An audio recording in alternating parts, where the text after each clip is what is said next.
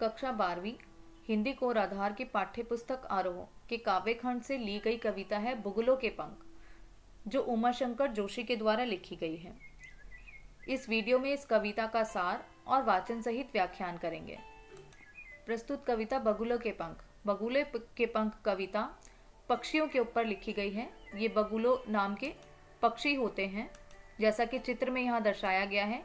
ये पक्षी हैं और यहाँ पे एक शाम का वर्णन जो है कवि ने किया है। शाम है, एक दिन, एक शाम। शाम के समय क्या है, ये जो बगुलों के जो पक्षी हैं ये आ रहे हैं और ये पंक्ति में आ रहे हैं। ठीक है, एक ही पंक्ति में आ रहे हैं। शाम का समय है, तो ये जिस पंक्ति में मतलब एक लाइन में जो ये सीध में चलते हुए आ रहे हैं, ये जो दृश्य है ये कवि को बहुत ज्यादा आकर्षक लगता है। ठीक है, और कवि चाहते हैं, क्योंकि अभी शाम हो रही है, शाम के जस्ट बाद देखते ही देखते जो है एकदम अंधेरा छा जाता है, रात हो जाती है। तो कवि क्या चाहते हैं कि ये जो दृश्य मैं देख रहा हूँ, ये जो मुझे इतना आकर्षक लग रहा है, मैं इसमें खोया जा रहा हूँ, मैं इसमें डूबा जा रहा हूँ, कोई इसको रोक लो। तो कवि गुहार लगाते हैं कि कोई तो इस पल को जो है रोक दो, क्योंकि मुझे देखने में बहुत अच्छा लग रहा है दृश्य।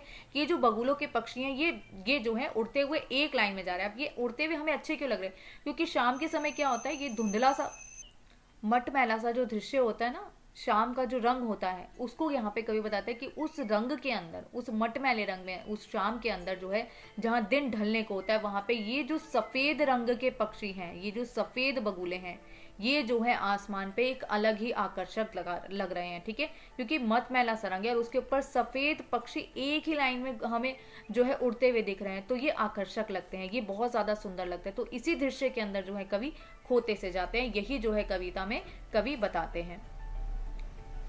व्याख्या करते हैं कविता की।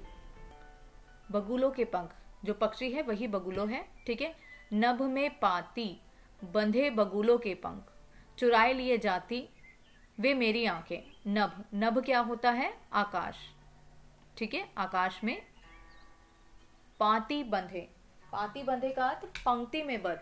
ठीक है, पंक्ति, पंक्ति क्या होती है, एक लाइन में। पंक्ति बद्ध, बंधे का अर्थ बद्ध, मतलब एक ही लाइन में। जैसे यहाँ पे दिख रहे हैं ना पक्षी, एक ही लाइन में है, तो ये पंक्तिबद्ध है। बगुलों के पंख, ठीक है, अर्थात बगुले क्या हैं, पंख को फैलाते हुए क्या है, एक पंक्ति में आकाश में उड़ रहे हैं।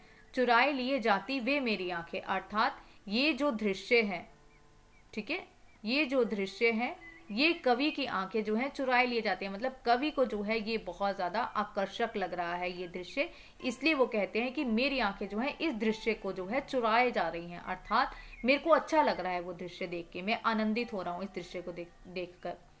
कजरारे बादलों की छाए नभ छाया, कजरारे बादलों की छाई नभ छाया। ठीक है, अर्थात कजरारे, अब यहाँ पे कुछ बादल हैं, छाए हुए हैं।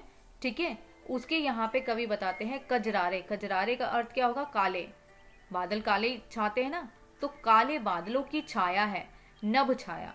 काले बादलों की छाया में क्या है, पूरा आकाश जो है, नभ आकाश, आकाश में काले बादलों की सी छाया है। तो इतना सुंदर वातावरण यहाँ पे देखो दिखाया गया है कि जो पक्षी हैं वो एक पंक्ति में उड़ ही रहे हैं, साथ ही साथ जो है बादल भी छाए हुए हैं और इनकी काली छाया है। देखो यहाँ दिख रहा होगा आपको, थोड़ी थोड़ी सी काली छाया है बादलों की सी। ठीक है, तो ये छाया जो है छाई हुई है, जो ये और ज्यादा क्या लग रही है, ये और ज्यादा आकर्षक लग रही है, ये और ज्यादा दृश्य जो है वो हमें सुंदर लग रहा है।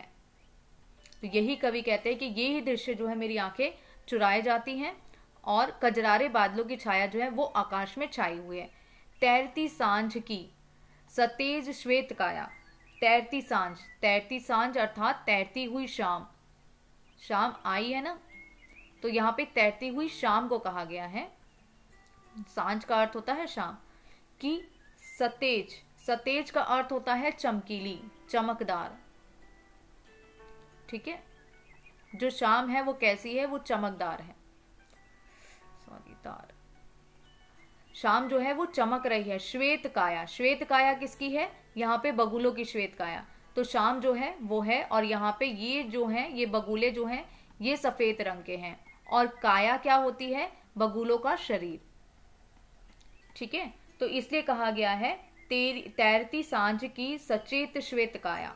तो ये जो शाम है, ठीक है, इस शाम में क्या हो रहा है, बगुले तैर रहे हैं सफेद बगुले, जिनकी काया सफेद है, तो ऐसे सफेद बगुले जो हैं वो उड़ रहे हैं इस तैरती शाम में। हौले हौले जाती मुझे बांध निज माया से। हौले हौले का अर्थ होता है धीरे धीरे। धीरे धीरे जाती मुझे बांध, तो मुझे क्या कर रही है, धीरे धीरे ये जो शाम है वो मुझे बांधती जा रही है अपनी निज माया में। निज का अर्थ हो गया अपनी, निज माया में। तो ये जो शाम की जो माया है, शाम की क्या माया है, शाम की सुंदरता। और सुंदरता की किसके कारण आ रही है, आसमान में बादल छाए हैं, ठीक है। और साथ ही क्या हो रहा है कि बगुले जो हैं वो उड़ रहे हैं, बगुले हैं, ठीक है, ये उड़ रहे हैं और इनका क्या रंग है, सफेद। तो ये सारी की सारी चीजें जो हैं, ये जो है, ये माया जाल जो है, ये कवि को जो है अपनी तरफ बांधे ले रहा है। उसे कोई तनिक रोक रखो, अर्थात कवि क्या कह रहे हैं, उसे, इस सुंदरता को, इस माया को, इस शाम को कोई रोके रखो, ठीक है, कोई तनिक रोके रखो। क्यों रोके रखो, क्योंकि भाई शाम है, शाम के बाद एकदम से क्या हो जाएगा, रात हो जाएगी, ठीक है। अभी शाम हो रही है, शाम के बाद क्या होगा, रात हो जाएगी, और चारों तरफ क्या होगा, रात मतलब अंधेरा, अंधेरा छा जाएगा। तो अंधेरे वातावरण में ये जो सुंदर सा दृश्य जो है, जो इस चित्र में दिखाया गया है, क्या ये सब हमें दिखेगा अंधेरे में, हमें कुछ भी नहीं दिखेगा अंधेरे में। तो ये सारा का सारा दृश्य जो है ये छुप जाएगा। इसलिए कवि कहते हैं कि कोई इस सुंदर से दृश्य को, क्योंकि मुझे अच्छा लग रहा है, कोई तो रोक लो। तो गुहार वो लगा रहे हैं अन्यों से कि आप जो है किसी तरीके से इस दृश्य को रोक लो। वह तो चुराए लिए जाती मेरी आंखें, अर्थात यह जो दृश्य है, ठीक है, यह जो दृश्य है ये क्या हो रहा है, मेरी आंखें इस दृश्य को चुराए लिए जाती हैं। अर्थात मैं चुरा के रख लेना चाहता हूं अपने पास, रख लेना चीज मैंने चुरा के, तो वो मेरी हो गई, ठीक है। तो अब ये शाम है, ये तो दृश्य है, आप इसको कब तक चुराओगे, आप अपनी आंखों में एक मेमोरी बना सकते हो आप, ठीक है, आपने एक याद के रूप में आप अपने आंखों में, अपने मस्तिष्क में बसा ले, परंतु वो सच में तो कोई चीज आपके हाथ में नहीं है ना।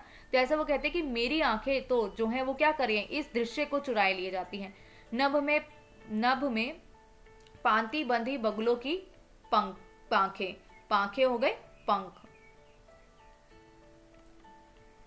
तो बगुलों की जो पंक्तिबद्ध बगुले हैं, जिनके जो पंख हैं वो क्या कर रहे हैं, वो आकाश में उड़ रहे हैं। तो बगुलों के जो पंख हैं, जो पंक्तियों में जो बगुले उड़ रहे हैं वो क्या कर रहे हैं, मेरी आंखें उस दृश्य को, इस नजारे को जो है वो मेरी आंखें बांधे लिए जा रही। तो कवि ने यहाँ पे क्या है, प्रकृति का सौंदर्य रूपी वर्णन किया है। तो इसको हम कहेंगे प्राकृतिक सौंदर्य। प्राकृतिक सौंदर्य बताया है, ठीक है, किसका, संध्या काल का, अर्थात शाम का।